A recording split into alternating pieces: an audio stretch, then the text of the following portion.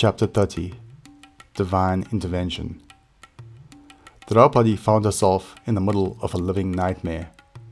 Yudhishthir, in a gambling fever, had lost his kingdom, his wealth, his brothers, himself, and his wife. Dusashan had dragged Draupadi down to the court by her hair. "What is the meaning of this? Have you no shame? Will the elders of the court not defend me?" Grandfather Bhishma was honor bound to follow and defend the throne of Hastinapur. He could do nothing. The blind king Dhritarashtra was slave to the whims of his ambitious son. Draupadi's husbands had been lost to the Kauravas in the game of dice. They were now the slaves of the Kauravas, according to dharmic rule. Karna had long held a grudge against Draupadi, since he was rebuked by her in the Swayamvara. "She is no longer royalty. Strip her naked, and she can join the servants in their quarters."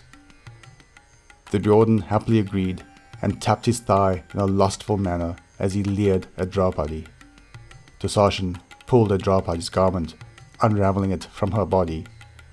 Draupadi prayed, and Lord Krishna's grace filled the room. As much as Dusashan pulled, there seemed no end to the fabric unraveling from Draupadi. He eventually collapsed in exhaustion.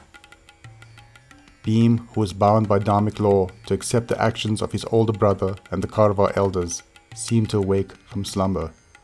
He could hold his tongue no longer. "Dusashan, you vile creature!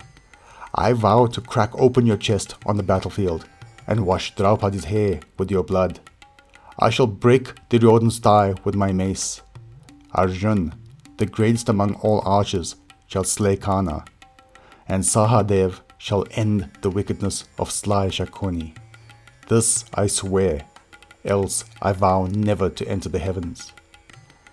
Bhim's terrible oath shocked the room, and King Dhritarashtra at last seemed to be pulled from his slumber. "This is wrong. No, we have made a grave error.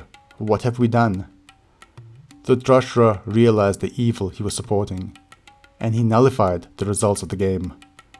Dhritarashtra restored the kingdom to Yudhishthir and granted the Pandavas their freedom. The Pandavas and Draupadi departed Hastinapur immediately. Duryodhan was infuriated by his father's actions. "Father, we had them. We had everything we desired. Now the Pandavas will go back to their kingdom and raise their armies against us. We are doomed." The blind king Dhritarashtra was confused, and now uncertain of his actions. "What shall we do, Duryodhan?" Duryodhan smiled, as he had another idea. "Send out the guard. Order Yudhishthir to return for another match of dice. This time, the stakes will be different." Chapter 31 Pandavas in Exile. Yudhishthir and his family were intercepted on their way back to Indraprashtra, and were once again drawn into a game of dice. Yudhishthir, driven by Kshatriya honor, was compelled to accept the challenge once more.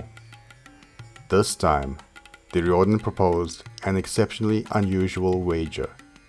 The losers would endure 13 years of exile. 12 years would be spent in the wilderness, while the 13th year would involve hiding within a city. If discovered during that year, an additional 12 years of exile would be imposed.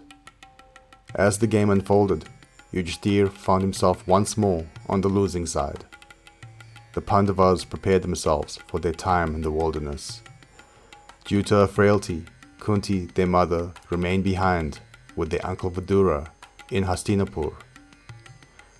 Draupadi's 5 children, Subhadra and Abhimanyu, were entrusted to Lord Krishna's care in Dwarka. News of the Pandavas' exile spread to the citizens of Hastinapur and Indraprashtra. Many wished to accompany their beloved king into the wilderness, but Yudhishthir, humbled by their love, asked them to stay behind and watch over Mother Kunti. Numerous sages accompanied the Pandavas, aiding them in establishing their new home.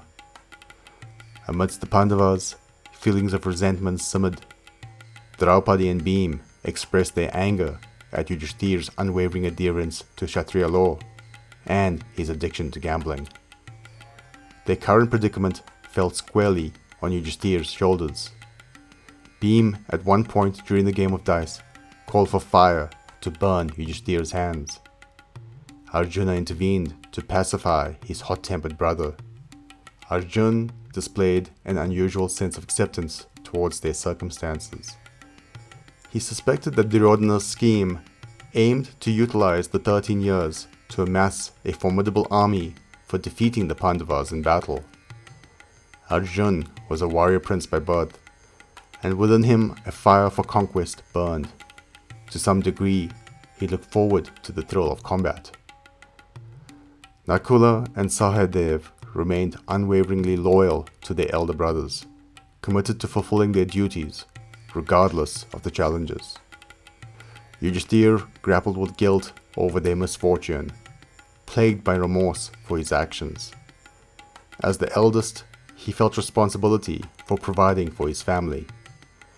However, the Pandavas' home frequently welcomed friends, well-wishers, and sages, increasing their responsibilities. In his time of need, sage Vyasa visited Yudhishthir and offered guidance. Vyasa advised Yudhishthir to seek the blessings of Lord Surya, the sun god, whose radiance nourishes the earth and sustains life. The young king embarked on a rigorous period of austerities. And finally, one day, his efforts bore fruit. Thank you for watching so far. I hope you enjoyed. If you did, please hit the like button. If you're new here, please subscribe. This will ensure that more people can find this resource.